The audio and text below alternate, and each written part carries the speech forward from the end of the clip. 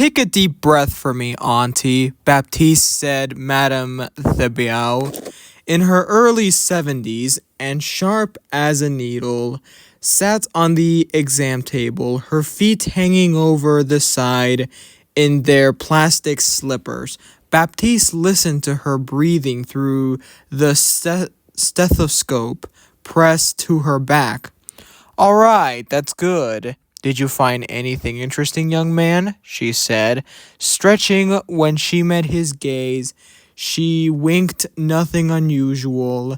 Everything sounds like it's working properly." Baptiste folded the stethoscope and held out his hand to help her down from the table. He was dressed for the clinic today, wearing all white scrubs. "You'll get your labs back in a week or two, Dr. Mondesir. We'll call you when they're in. Or should I ask her to call your nephew to let him know?" "I have a cell phone. She can call me directly." Madame Thibault stretched, her colorful bangles clattering around her wrists. She took Baptiste's hand and eased her way off the exam table and onto the linoleum floor. "So can you, for that matter. But I don't seem to have your number." Baptiste led her out of the exam room and back into the hallway. "Well, unfortunately, I'm leaving town very soon, so I won't be able to handle your follow-up care. However, you'll be in Dr. Mondesir's very capable hands." He passed her to the harried-looking receptionist and ducked back into the hall. The tiny clinic was bustling. A ready stream of patients had kept both exam rooms busy all day. Even though it was late in the afternoon, there were still several people waiting in the lobby, parked in plastic chairs. The walls were painted a cherry yellow, and the AC whirred noisily in the background. Dr. Mondesir emerged from the second exam room, a pillar of calm amidst the storm. She held a clipboard in one hand. Her braided hair was done up in a bun, and she glanced at him through her glasses. "How did it go in there with Madame Thibault?" Baptiste leaned against the wall. "She seems healthy. Blood pressure in normal range. Her lungs sound good. No problem with her reflexes. I put it all in her heart." "Did she ask for your number?" Baptiste sighed. "Yeah," he said. Dr. Mondesir grinned, tucking her clipboard under her arm. Called it. "What did you tell her?" "I told her the truth. That I was only in town for a couple of days, and that you'd handle her follow-up care." Baptiste glanced back into the lobby. Madame Thibault was sitting serenely in a chair, playing a game on her phone while waiting for her nephew to pick her up.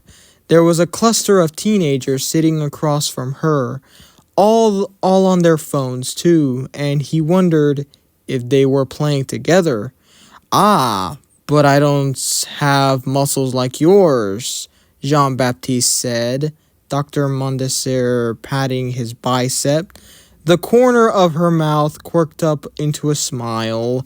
She headed for the reception desk, her white coat billowing behind her. "It's too bad you're leaving on Friday. This is the longest you visited in years." They'd grown up in the orphanage together, just outside of Port-de-Paix. She'd done well for herself and gone to medical school, while Baptiste served in a Caribbean coalition. Their childhood dream was to build a clinic for the folks in the neighborhood, and Baptiste had set aside a portion of his savings to make that dream come true. Even now, he still sent money back home whenever he could. "You know I can't stay in one place for very long," said Baptiste. "Not with talent after me." Went unsaid, but not unheard. He followed her to the bookshelf behind the reception desk. This was where the clinic stored its records. Dr. Mondesir still believed in printing everything out despite their digitized system. She was old-fashioned that way. Need help reaching that? He asked as she stretched up on her toes for something on the top shelf. Don't flatter yourself, she said, pulling down a red binder. Its spine was dated with the year written in black permanent marker. Just offering to put these muscles to use, said Baptiste. He saw her flipping through the binder with a frown on her face. Is something wrong? Dr. Mondesir glanced at the full waiting room and lowered her voice. Can you check the supply cabinet for me? Baptiste looked down at the paper. It was an inventory list. He checked the supplies earlier in the day, and he hadn't liked what he'd seen. Plastic bins that held only a few bottles, boxes of old samples, too many shelves. Sure thing. What do you need? He asked. More of everything, she said under her breath. Snapping the binder shut, she put it back on the shelf and began thumbing through the folders packed in beside it. But at this point, I just need a current inventory, if you wouldn't mind. Baptiste laid a hand on her shoulder. Rosaline, what's going on? He said quietly. Is the clinic running out of money? Times were rough, but the real problem is that Sinclair Pharmaceuticals keeps ratcheting up their prices. We could barely afford their medications before, but now it's almost impossible, she said. She rubbed the permanent furrow between her eyebrows. It's criminal. We've even seen folks come in with complications because they're taking counterfeit pills, and who knows what's in those. But when your choice are suffering without medication or taking a chance on something that might help you, that's no choice at all. Baptiste finished. He looked out into the reception room at all the people patiently waiting to be seen. Being unable to help the people you cared about was agonizing. He learned that lesson early. Is there any way I can help you? Dr. Mondesir smiled. She looked very tired. Unless you've got a magic wand, I don't think so. People like Bernard Sinclair don't change, not even when it's the well-being of his own people on the line. If Overwatch was still around, they'd drive him out of town, muttered the receptionist. He was young, barely more than a teenager, and looked almost as exhausted as Dr. Mondesir. Baptiste wondered how long the clinic had been struggling. Like I said, a magic wand. Dr. Mondesir said dryly. One of the teens against the wall straightened up. I heard Overwatch is back, she said. Her friends looked up too. They'd grown so fast while he was away. He remembered them running around the neighborhood. Still in primary school, the last time he visited 4 years ago was right before he left Talon. Baptiste leaned onto the counter. Is that so? And where did you hear that, Esther? Esther shrugged, glancing back down at her phone. It's all over the net if you know where to look. You shouldn't believe anything or everything you read online. Baptiste said with an easy grin, but he understood he'd dream about Overwatch when he was a teenager. He had believed in shining heroes, the ones on TV and recruitment posters, who kept the peace and protected people around the world. He'd wanted to be like that once. That was why he joined the Caribbean Coalition and become a medic. But Overwatch had never come to Haiti. And by the time the organization was disbanded, he had set those dreams quietly aside. There were many ways to help people, and not all were easy as having your face on a poster. Esther, looks like you're next. Let's head to exam room A, said Baptiste. Esther rose, dusting off her shorts. There was an Overwatch symbol drawn on the strap of her bag in permanent marker. When she caught him looking at it, she covered it with her hand and looked away. It was night by the time Baptiste left the clinic. He had insisted on staying until all the patients were taken care of. You're making me look bad, Dr. Mondesir remarked dryly, as if she wouldn't have worked until dawn on her own. It's good to have an extra set of hands. This was where he felt best hard at work, taking care of the folks in the neighborhood. He'd missed being home.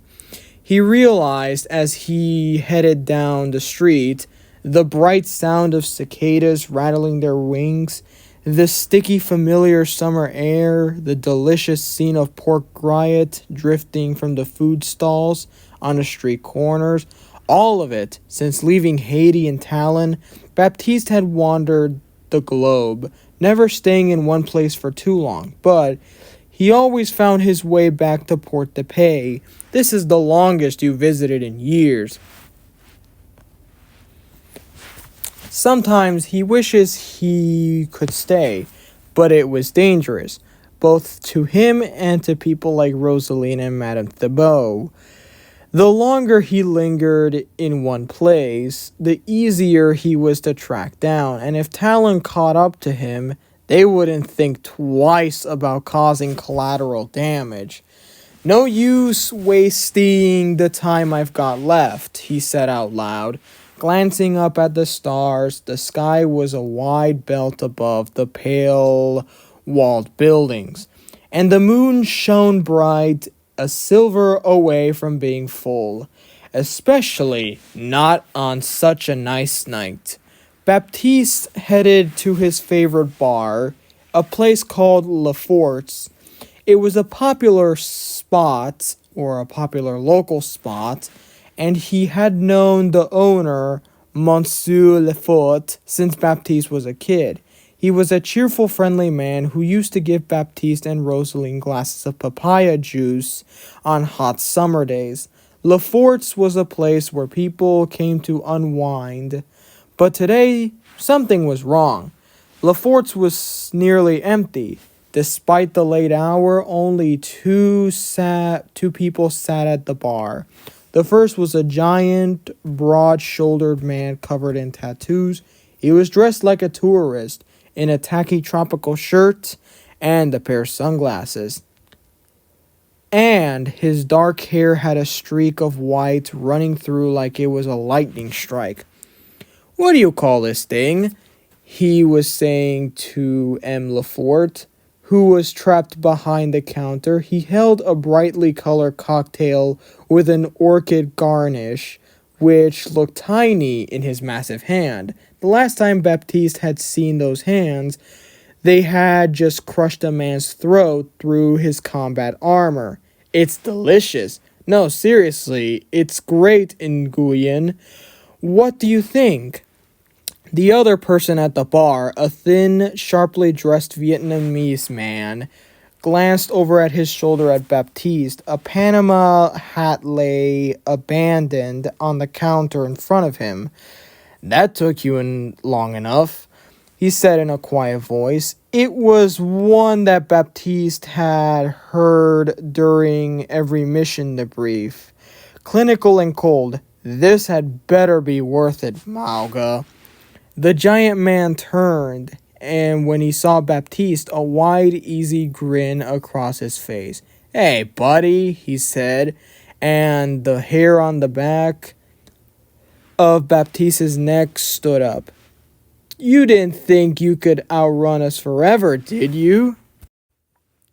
4 years ago, they arrived at Monte Cristi at dawn. The dropship descended over the beach. its blades chopping at the air inside. Baptiste sat shoulder to shoulder with the rest of his squad, his rifle over his knees. The motion rocked them back and forth, and the rumble of the carrier was just as familiar as his heartbeat. "You're clear to land," said Nguyen. The analyst's voice filtered through Baptiste's earpiece, cold as frostbite. "Hey, buddy, thinking strange thoughts?" Mauga thumped Baptiste's shoulder and grinned. When he leaned in, the body and armor on his wide frame creaked. The Talon insignia on his chest stood out in bright red. "I'm sure there's something you can't share in polite company, but this ain't polite company. What's going on in that head of yours?" Baptiste grinned. "More than what's in yours." Mauga laughed. "Don't get full of yourself. It's straight Shakespeare in here." He tapped his forehead. Mauga likes to play the big dumb brute, but he was sly and dangerous, which Baptiste appreciated. They'd met during their first days in Talon, and Baptiste had noticed him right away. It was hard not to. Mauga towered over the rest of the recruits, and he talked fast and loose, filling the air with his personality. He had a way of drawing strangers in like they were old friends. Mauga had noticed him. He'd pull Baptiste into his orbit, taking him under his wing. "I feel like you get me," Mauga told him. "Stick with me and we'll climb straight to the top." That had sounded good to Baptiste, and they'd been inseparable ever since. Now, when they were out in the field together, back to back, it felt like nothing could stop them. "Attention!" shouted Captain Cuerva, their commanding officer. He paced down the tight walkway between the lines of troops. "The Playa Cartel have been encroaching on our territory. Our mission is to find and eliminate their leader, Daniel Fernandez. Intelligence has located his safe house. We'll move in, extract him, and get out. Copy?" "Copy," Baptiste shouted back with the rest of his squad. As they hovered over Monte Cristi, there was a sense of uneasiness that Baptiste couldn't shake. Everyone else was in good spirits, ready to snap back into laser focus when they touched down, but there was a hollowness to their laughter. Or maybe he was just imagining it. The last missions had been rough, and some had involved civilians that had deeply troubled Baptiste. He had joined because he had nowhere else to go. After those last missions, he thought about leaving, but he'd known better. The only way anyone left Talon was in a coffin. The hover carrier that landed on the sand was a dull thud. Baptiste jolted in his seat, gripping his weapon. The impact shoved him against Mauga's solid frame. "All clear," Nguyen said, crackled in his ear. "Move out." The doors opened and Captain Cuerva turned to face the beach. The small fishing town lay ahead. Quiet and dark, no lights were in the shadows. "Let's move." Baptiste stood and Mauga stood with him. "Whatever you're worrying about, don't. Get in, get it done, and get paid," Mauga said, only loud enough for Baptiste to hear. He hefted his pair of machine guns, each as tall as a full-grown man. Like they weighed nothing, the coolant tanks on his back gleamed in the scant light. He raised his voice, letting it carry across the dropship. "Now, who's ready to have some fun?" "Let me buy you a drink," said Mauga. He sat on Baptiste's right at the bar, crowding him with his bulk. Nguyen sat on his other side, watching with cool, expressionless eyes. Oh man, You want one of these? They're amazing. What are you doing here? Baptiste said quietly.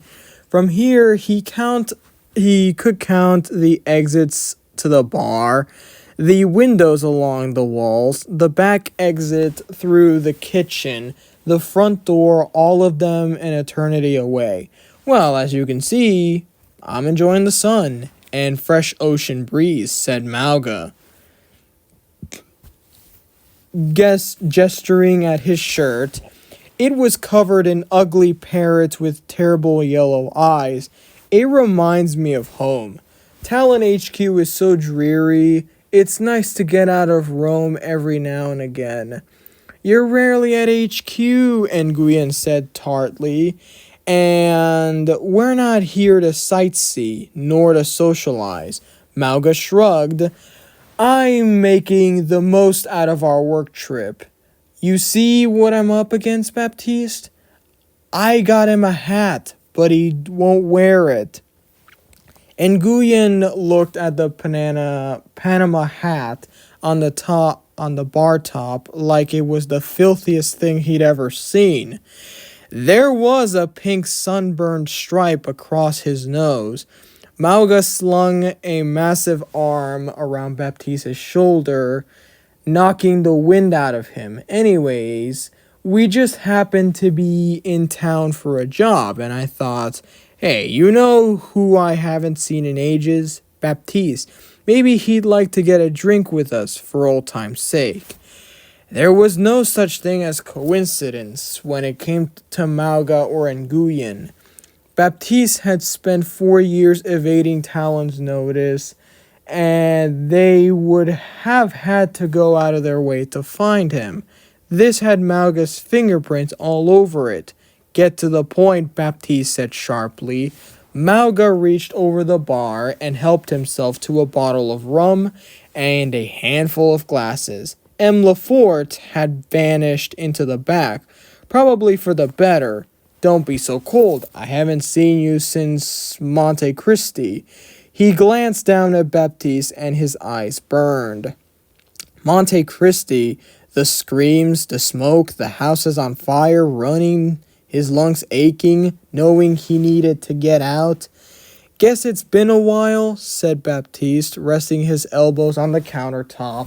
His heart hammered in his chest.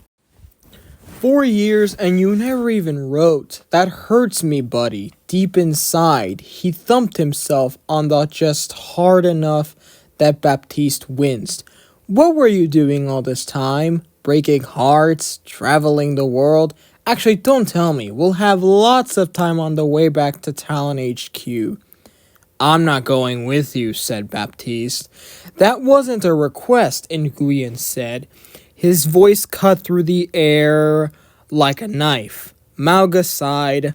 Sweet as always. Our mutual friend here means is that you can try to fight us, but we all know how that'll turn out. And if something happened to you, who'd be around to save your precious clinic? You've got to think about the bigger picture here, Baptiste. All you have to do is to cooperate and help us with a job, and I'm sure everything will work out just fine. Mauga's arm was heavy around his shoulder. It probably weighed as much as a small person.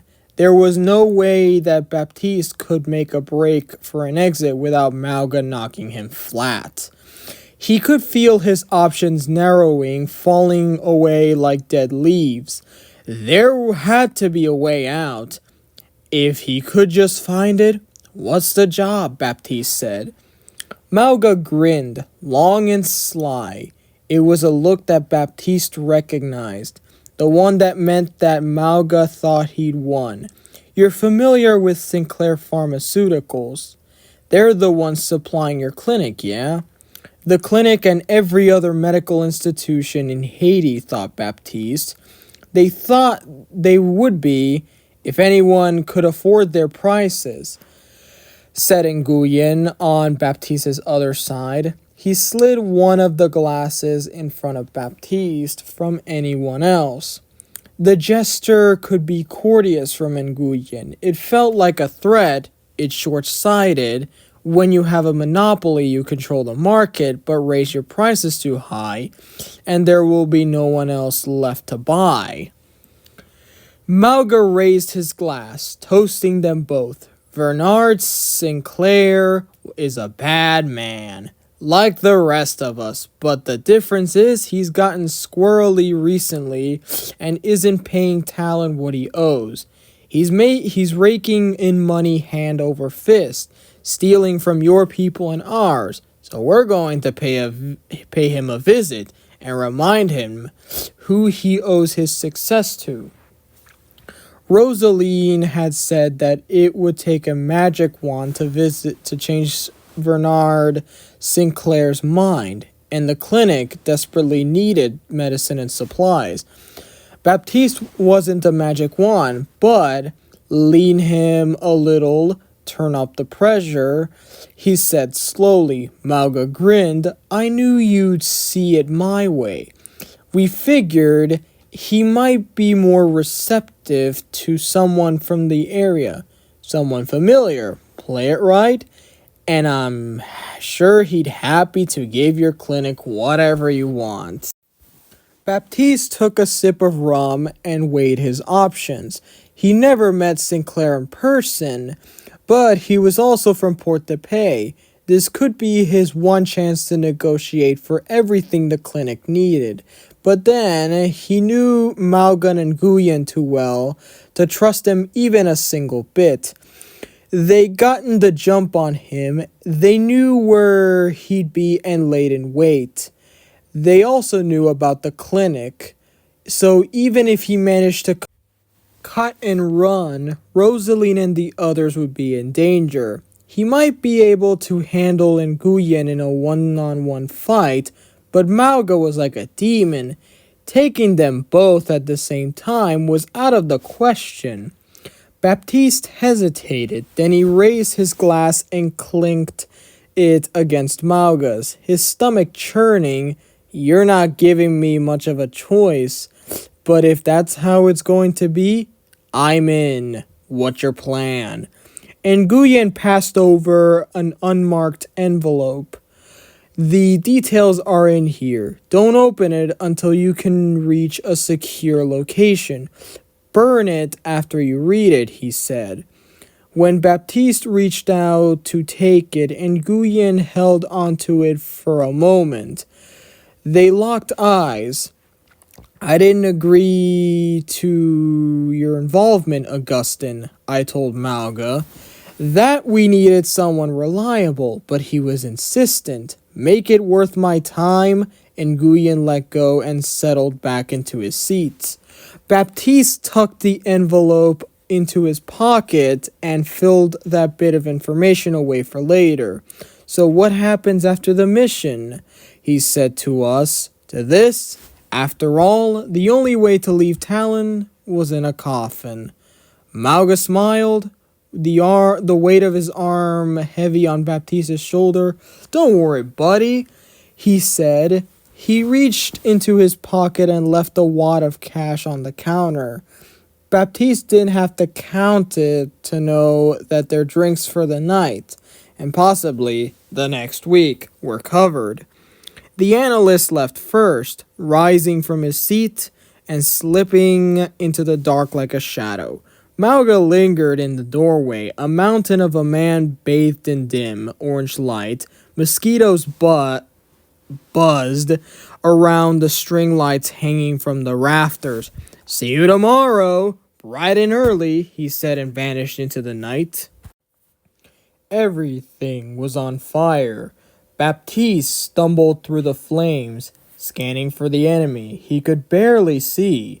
The town was a war zone, and Talon soldiers moved through the smoke like wraiths, their red helmets gleaming. Houses burned around him, their roofs collapsing inward. All he could hear was gunfire and the screaming of civilians.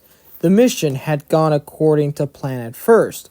They dropped in and made their way into the Playa cartel's hideout, and with little issue, But when they made it in to Fernandez's safe room, they found that he was gone. Captain Cuerva had ordered them to tear the town apart until they located the target. So they gone breaking down doors and screaming for people to get out. All they found were terrified civilians, and Baptiste had thought the mission was a wash. Frustrated, he'd step outside to survey the area. That was when Talon aircraft swooped in and opened fire on the town. Monte Cristi was a shelled-out wreck. Baptiste had been caught in the first blast and thrown back into the house. His helmet was damaged, and he wrestled it off. When he got to his feet, he found the family who lived there trapped under debris. He struggled to free them and usher them to safety, but when he got to the street, he realized that the whole neighborhood was gone. While he was distracted, the family scattered. "What's going on?" he shouted into his headset. We have civilians caught in the crossfire." Captain Cuerva's voice came online. "As you are, Lieutenant Augustin. But sir, we have to set an example for these playa cartel scum. If they don't give us Fernandez, they'll suffer the consequences." Baptiste caught sight of something glittering. His squad mates were building a pile of looted goods in the middle of the street, valuables stacked on one another, heaps of clothing, people's possessions, and family heirlooms, jammed together into crates. A cluster of his squad mates dug through the mass, claiming items for themselves. Private Doubleday raked his hands through the jewelry, and Maze pelted him with antique coins. Another private, Pakanowski, tossed fistfuls of 2,000 peso bills into the air, where they rained down on the rest of the squad. They were laughing like they were having fun. The air smelled like burning. There was a sharp movement to Baptiste's right. He whipped his rifle up, aiming at what had caught his attention.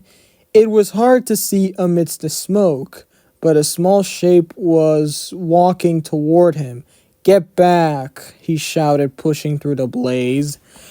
The figure stopped, and Baptiste saw that it was a young girl in a torn dress. She stared up at him with bright, angry eyes, a rock clenched in her fist. He could see himself reflected in those eyes, an unknown soldier who had destroyed her home.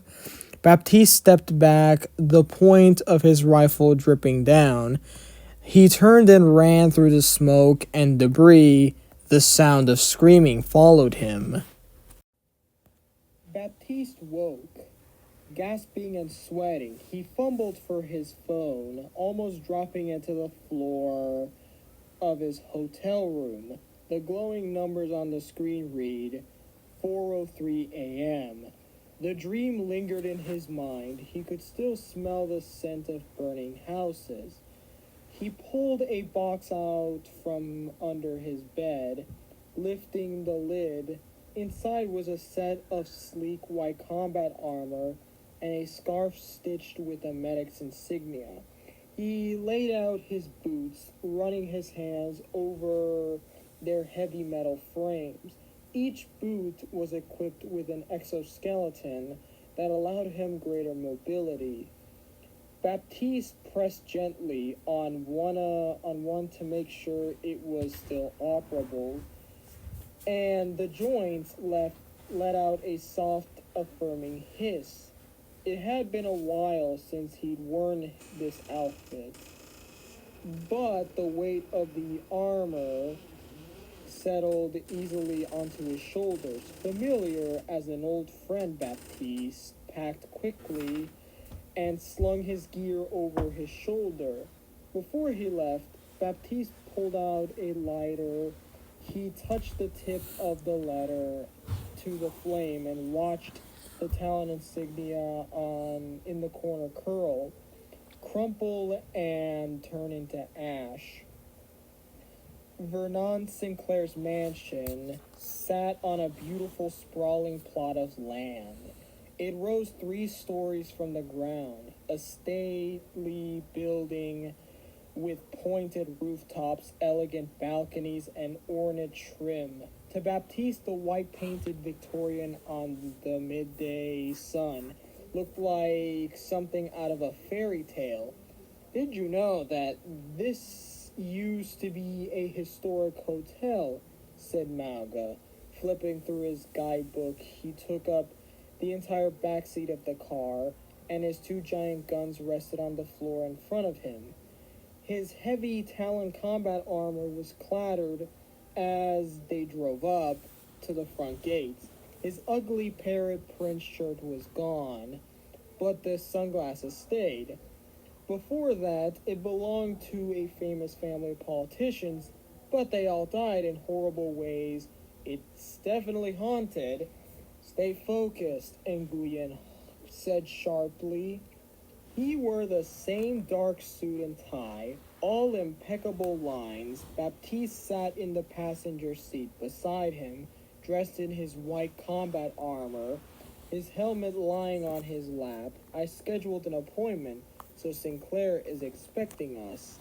We walk in, get what we want, and walk out. Simple as that. Baptiste glanced at him. It's unusual to see you on the field, he said. Sometimes you have to take care of business yourself, said Nguyen. He stopped at the gates and held up a badge in front of the sensors. There was a beep, and then the gates creaked open. As they were led to a mansion, Baptiste noticed that something felt off. Nguyen's brief had mentioned that Vernon's security forces were part Talon, part private military contractor, but there were no Talon soldiers at sight. Nguyen walked ahead with their guide, and Baptiste and Malga brought up the fear. Baptiste glanced at Malga, who nodded slightly. Their guide opened a heavy set of doors, revealing rows of bookshelves. A half a dozen armed guards waited inside the library, but there was no sign of Renan Sinclair.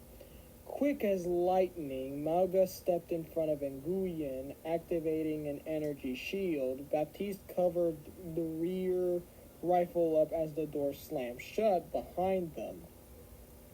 The guards raised their weapons, but the first shot was Nguyen's. From a sidearm that Baptiste hadn't even seen him draw, one man went down without a sound. The hail of enemy gunfire rattled against Malga's shield, but it held fast.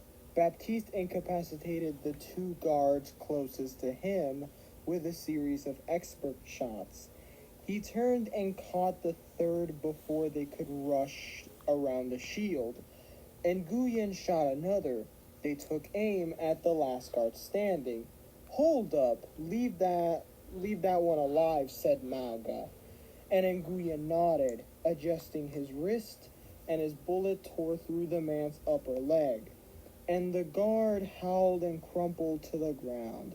Malga deactivated his shield and lumbered forward, grabbing the man and slamming him up a bookshelf. One massive hand went around his neck, pinning him in the air. So much for the welcome wagon, said Baptiste, lowering his gun. His heart pounded hard in his chest. The library was a mess. Let me guess. This wasn't part of your perfect little plan, was it? Nguyen holstered his weapon. It was a possibility, he said flatly. He looked deeply irritated that something had gone wrong, and that gave Baptiste a secret sense of satisfaction. I'd hoped that it wouldn't come to this.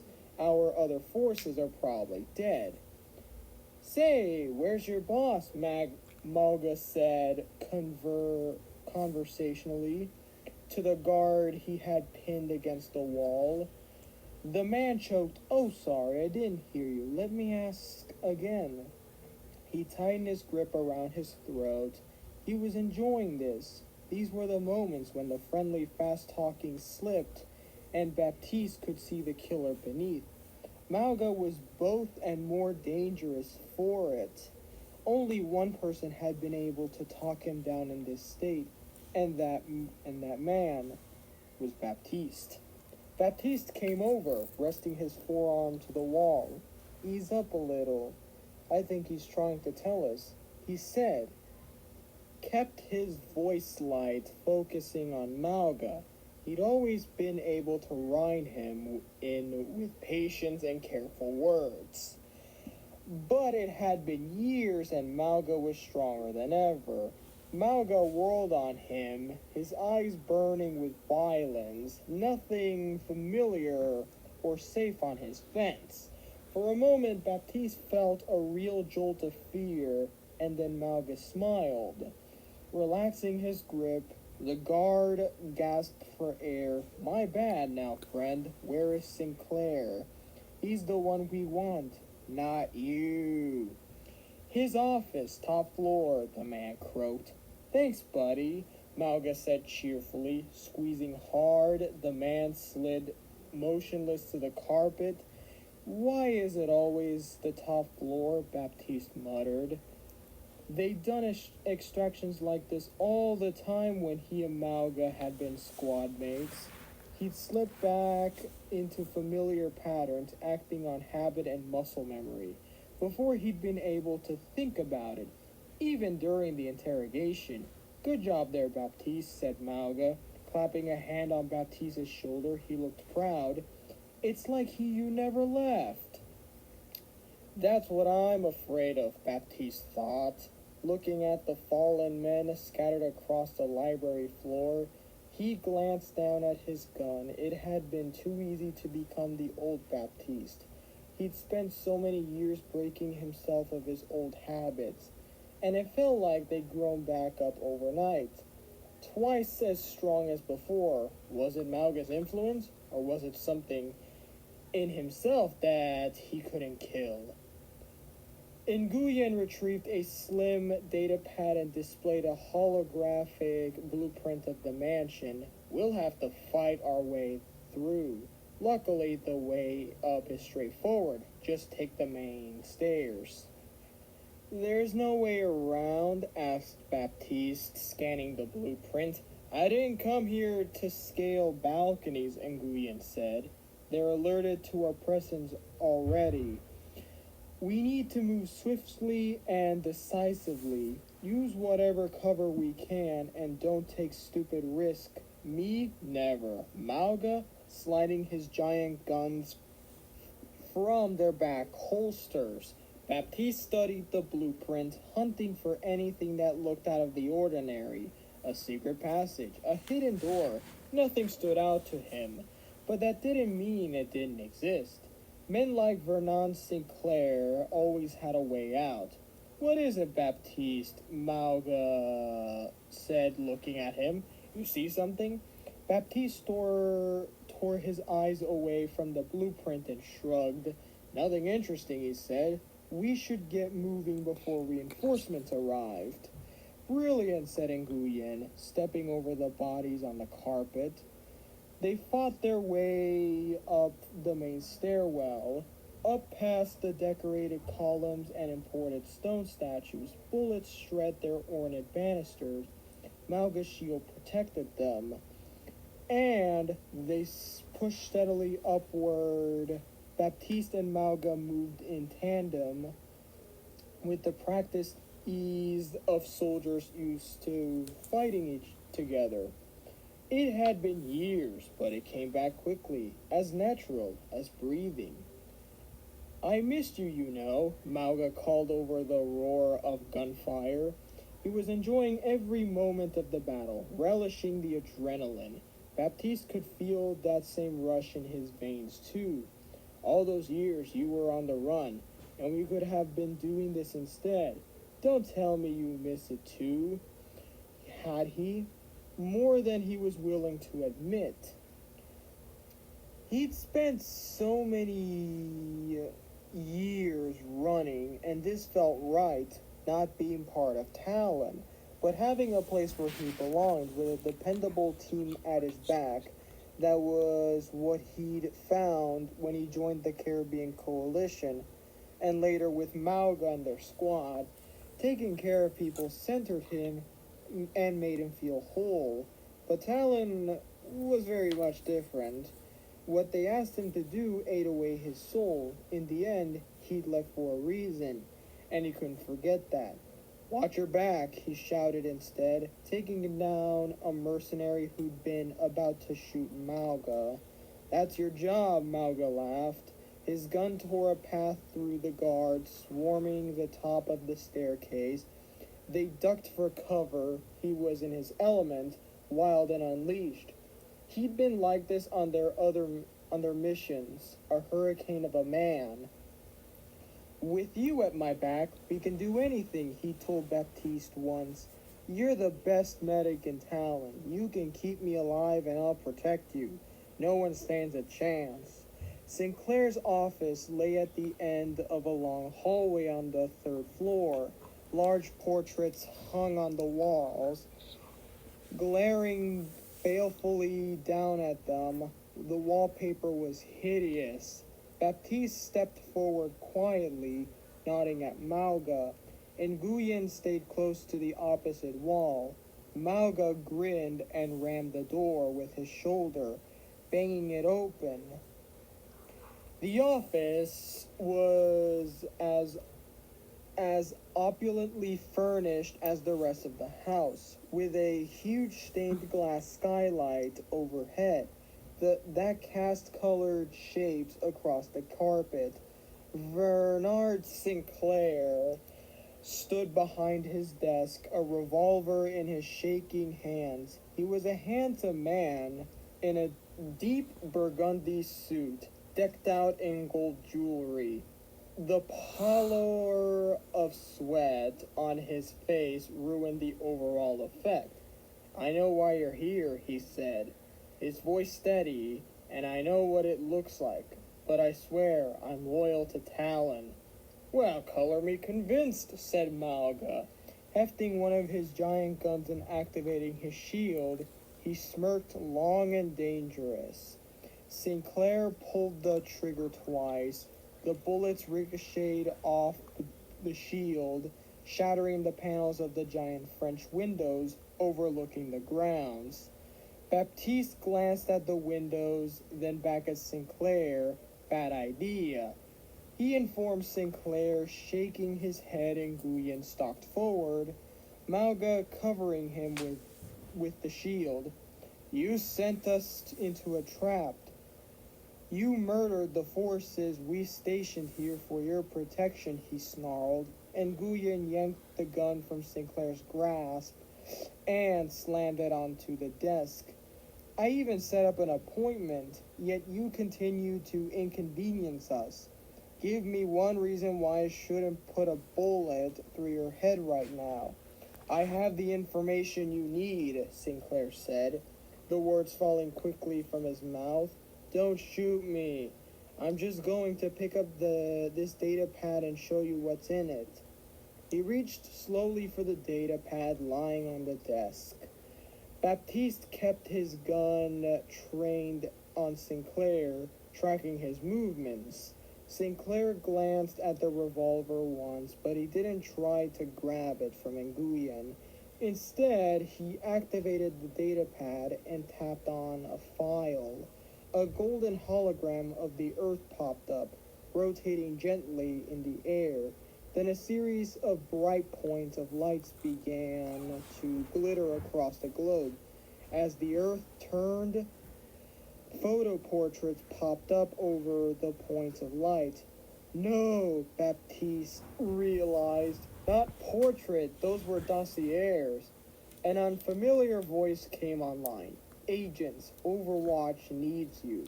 The world needs us now, more than ever. Are you with me? I got this message 3 days ago, Sinclair said. The hologram painted his face in golden lights. It's a recall sent to every former Overwatch agent. Someone's trying to get the organization back together. You were Overwatch, Baptiste said, stunned. He'd never met one before. All the dreams he'd had as a teenager, the recruitment poster he'd hung above his bed at the orphanage, the secret hope that somehow, someday, Overwatch would come in and make everything better. And now one of his childhood heroes stood before him, a man willing to throttle his country to turn into profit and betray his organizations to spare his own life. I was never in the field. I was a handler like you, Sinclair nodded at Nguyen. Overwatch always took me for granted. That organization was poisoned from the very start, and the longer I was there, the more I could see that it was slowly rotting from the inside out. So you thought you'd help it along, Baptiste demanded. No organization is perfect.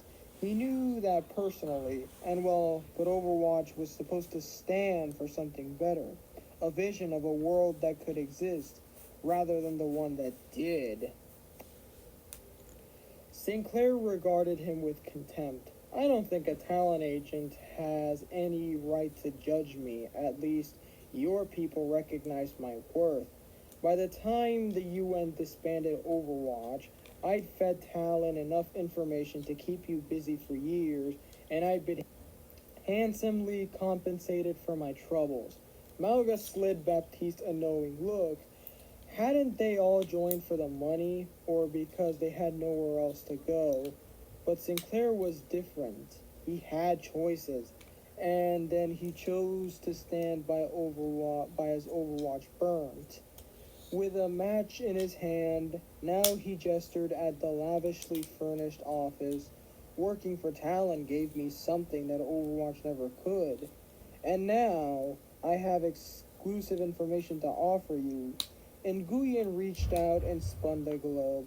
Overwatch agents' names and vital information flickered in the air as it rotated. The thing is, said Nguyen, watching the agents' faces spin past, you're assuming we don't have access to any of this information, or that you're the only ex-Overwatch agent on our payroll. Sinclair went pale. There really are no good people left, Malga sighed, unholstering his second gun. What did I tell you, Baptiste? Malga had said that to him before, and maybe, just maybe, he was right. Sinclair backed up a step, running into his desk chair. Malga glanced at Baptiste, a sly smile spreading across his face. All right, who wants to do the honors? How about you, buddy? Prove to Nguyen that I was right about you. Nguyen raised an eyebrow at Baptiste. He was watching. They all were, waiting to see what he would do. Baptiste walked towards Sinclair, advancing behind the desk. I know what you deserve, he said quietly, raising his rifle. Sinclair's desperate face hovered in the crosshairs, his pleas falling on uncaring ears. One shot and so many wrongs would be righted.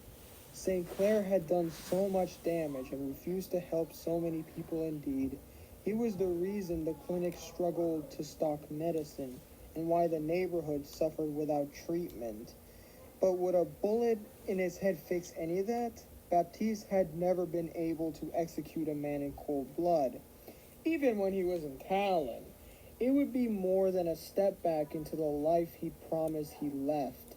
It would be a step beyond the point of no return, and it was a step he wasn't willing to take. Baptiste's hand closed over the flashbang in his belt. There was a moment where Nguyen's eyes widened, realizing what he was about to do. Baptiste threw the flashbang down, and a blinding flash of light filled the room, followed by a deafening explosion. Any sound that Nguyen and Malga made was swallowed up. Baptiste grabbed the data pad off the desk in one hand and shoved it into his jacket. He seized Sinclair around the middle, ignoring the man's startled shout. Hold on tight, Baptiste said, and activated his boots. Exoskeletons, the frames clicked into place and propelled them upward as Baptiste jumped. Headed for the stained skylight overhead, he raised his arm, shielding his face. There was a gunshot, and pain tore through his left arm. He almost lost grip on Sinclair. He didn't have to look to know who had fired that shot, and that he was lucky to have survived. Together, Baptiste and Sinclair crashed through the skylight. They landed on the roof in a shower of broken, colorful glass tumbling across the tiles. From here, the thick grove of trees behind Sinclair's mansion spread out like a promise. No time to rest. Baptiste tightened his grip on Sinclair and leaped from the roof, heading for the trees. A split second later, the roof blew to pieces in a hail of gunfire. Baptiste landed amidst the trees, crashing through the branches on his way down. Sinclair began to demand something, but Baptiste clamped a hand over his mouth, not a word. He whispered when Sinclair nodded wide-eyed. Baptiste chanced a glance back. Mauga stood in a full-length window, scanning the canopy of trees. All of the glass panes were blown out, shattered by the bullets from his massive guns. Baptiste, he called. Buddy, I just want to talk. His eyes rested briefly on the patch of cover that shielded Baptiste. And Baptiste held his breath. I was the longest moment of his life. Nguyen approached, shouting something that Baptiste couldn't make out. He looked furious, rumpled. They stared each other down for a moment, and then Nguyen holstered his gun and disappeared from view. You're only making this worse for yourself, Mauga said, his voice floating down from the window. He turned away from the window, and Baptiste slipped away into the undergrowth, Sinclair following behind him. Baptiste's lungs ached from the smoke. He crouched over the edge of a fishing boat, untying its mooring rope. The docks were quiet, but the orange glow of flames in the distance glimmered on the water. Don't tell me you're leaving early, said a familiar voice, and Baptiste froze. The party's just getting started. Mauga stood at the other end of the dock, his helmet off, his armor scorched and bullet. His face was sooty, but he wore a wide white grin. His guns were aimed at Baptiste, and behind him, Monte Cristi burned. Baptiste stood, slow and careful. I'm not going back there, he said. Cuerva said there would be no civilian casualties. Mauga shook his head. And you were naive enough to believe him. Look around, Baptiste. This is what we do. We spread his arms.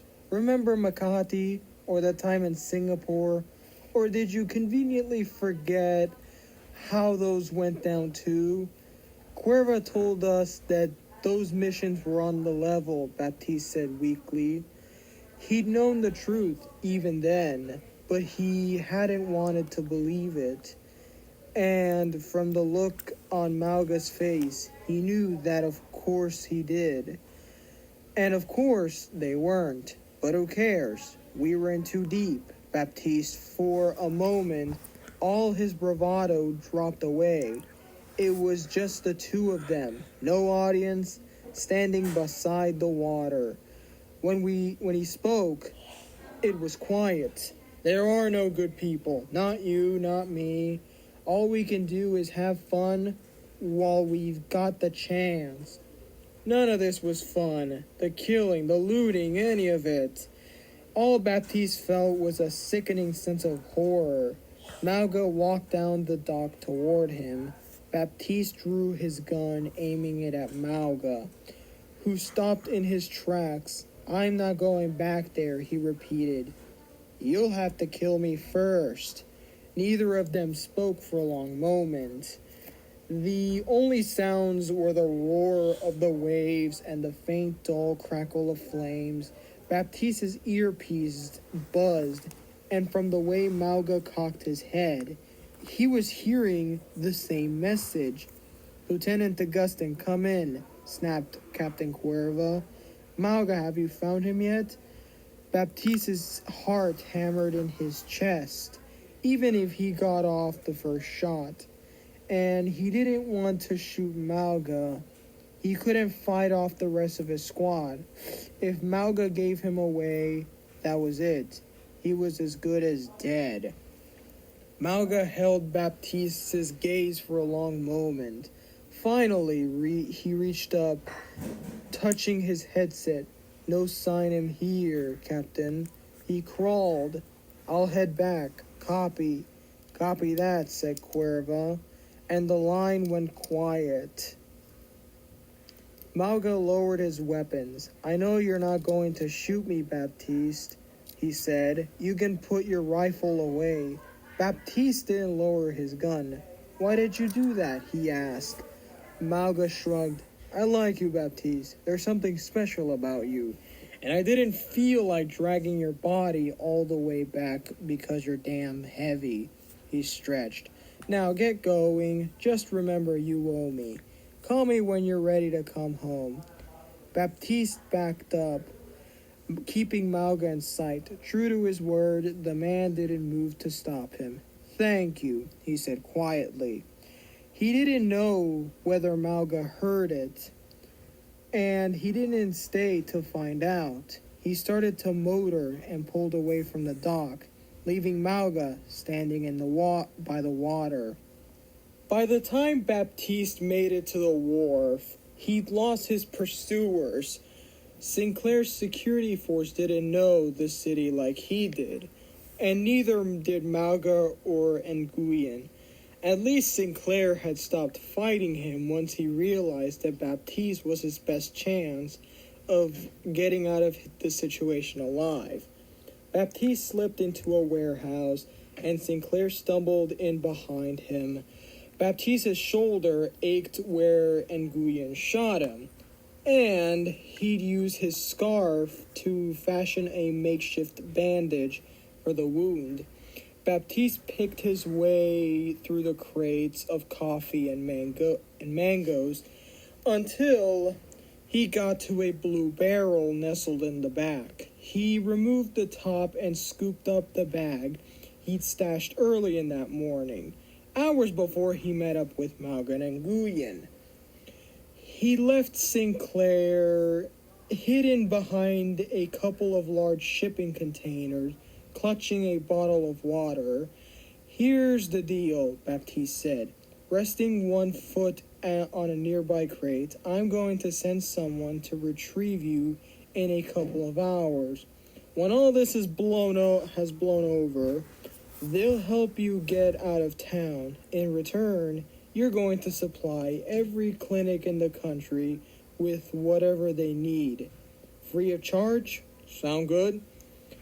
Sinclair was ashen. He didn't seem to be registering anything Baptiste was saying.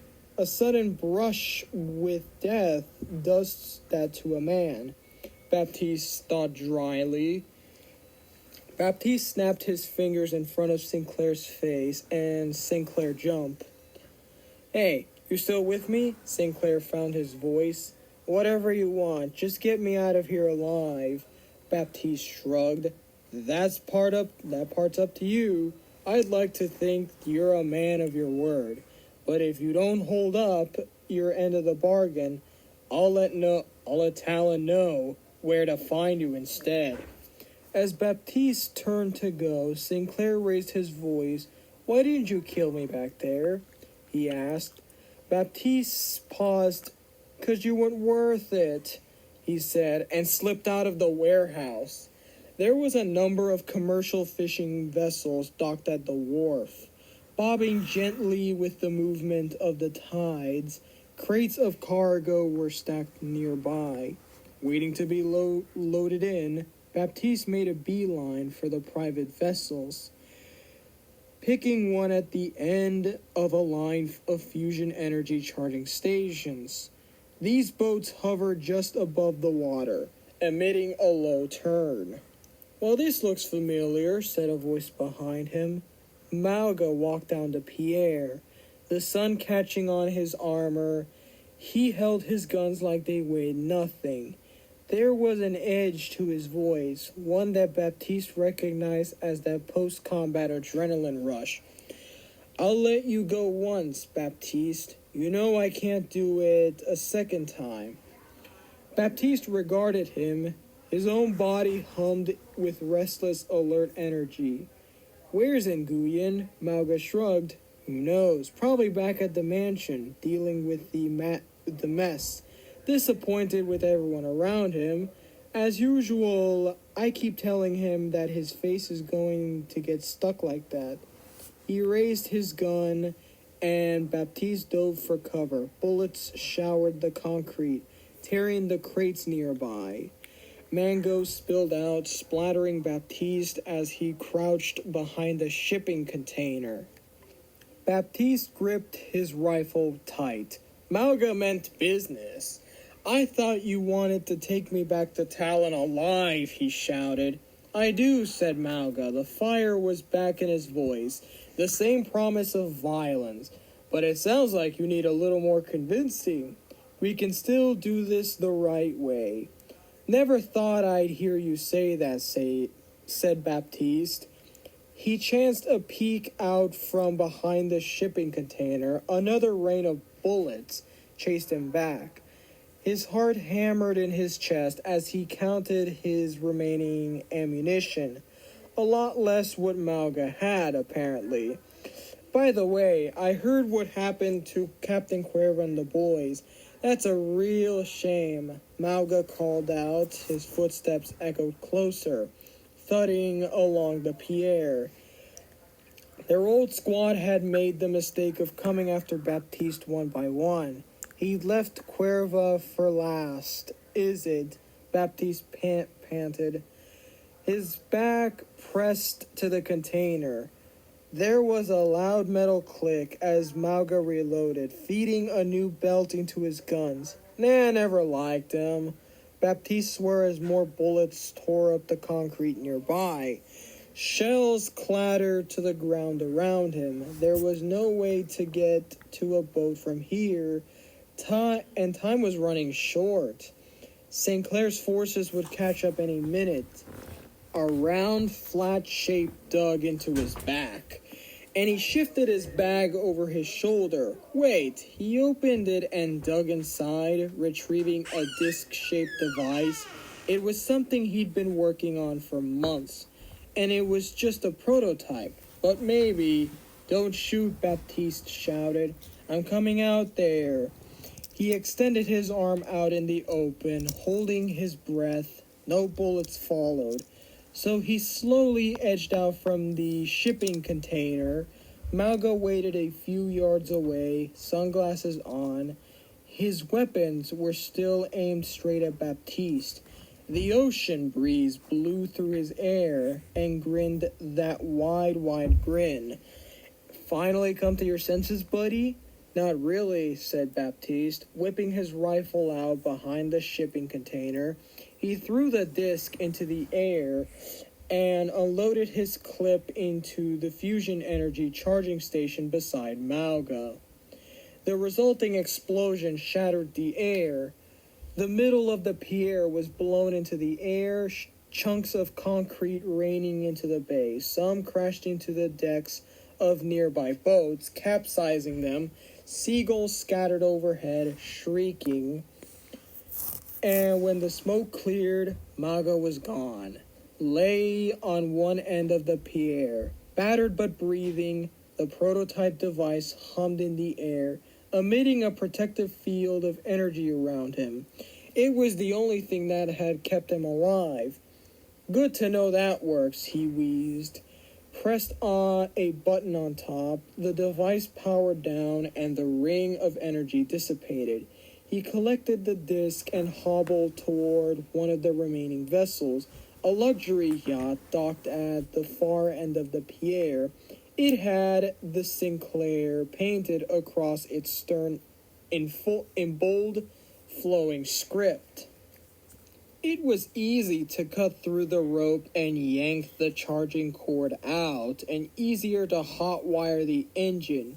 As Baptiste took the wheel, he looked over his shoulder. The wharf was empty.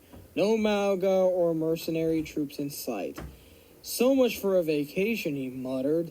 The yacht pulled away from the pier and out to sea, guided by his expert hand. Baptiste made it an hour away from Port-de-Paix before he allowed himself to relax. The yacht's motor hummed as the vessel cut through the water. The ocean stretched out all around him, an endless expanse of blue. The sea breeze smelled like freedom. He peeled off his combat armor and hauled his med kit out of his bag. He was in bad shape, but he'd live. Still got it, he said to himself, fishing in the kit for sutures, just like that time in Makati. As Baptiste raided the refrigerator aboard Sinclair's yacht, he felt his phone buzz. Surprised, he checked it and realized he had signal. Baptiste sat down, holding his phone and trying to figure out what to say to Rosaline. She'd find out what happened to Sinclair soon. If word hadn't reached her already, he had so much he wanted to say to her, but little of it was safe. Talon would be monitoring her correspondence, hoping to track him down. He couldn't tell her what he was coming home or where he was going. Finally, he typed out a message and hit send. Hey Ross, I left Sinclair in a warehouse on the docks. He promised to supply the clinic for free in exchange for a plane ticket out of town. Send someone to make the trade. If he gives you trouble, remind him that we had a deal. Baptiste hesitated, then send one more. Be careful, okay? Hopefully Talon wouldn't come after her and the others. Baptiste blinked away memories of Monte Cristi in flames. No, it was more likely that they'd keep the clinic under surveillance and lie in wait, hoping that he'd come back to check it. It would be long before it was safe to return. Baptiste thought of Mauga and the explosion-scorched Pierre. There had been no sign of him, but knowing Mauga, he was probably still alive. Maybe it was unwise, but Baptiste had secretly hoped he was. Baptiste turned on Sinclair's datapad, and the holographic globe popped up, followed by the profiles of the Overwatch agents, their real names, their call signs, their vital stats. He turned the globe into one finger, reading the files. He spotted a familiar face hovering over the Middle East, a blonde woman he had met at a humanitarian aid site in Venezuela. They had worked together for almost a week before he'd had to move on. There was something about her calm, steady demeanor and self-assurance that reminded him of Rosaline. Her Overwatch file read, Mercy, Agent ID 394546, real name Dr. Angela Ziegler, status inactive. He remembered Mercy from the recruitment posters, but the Overwatch agent rising above the battlefield with golden wings seemed so different from Dr. Ziegler, performing triage on suffering people and sweating in a makeshift tank clinic. If she was a former Overwatch agent, then surely she'd gotten the recall too. Baptiste tapped the glowing dot, marking her last known position on the map. He thought that Overwatch was dead, but maybe it wasn't. If Talon was coming for Dr. Ziegler, then she had a right to know. He'd need help tracking her down, but luckily, he knew just who to ask. Baptiste opened an encrypted app on his phone, entered the password, and hit the call button on the bottom of the screen. It only rang twice before a familiar voice came through the speaker. "Hey, mijo, it's been a while." "Hey, Sombra," he said, looking at Dr. Ziegler's profile. "Can you do me a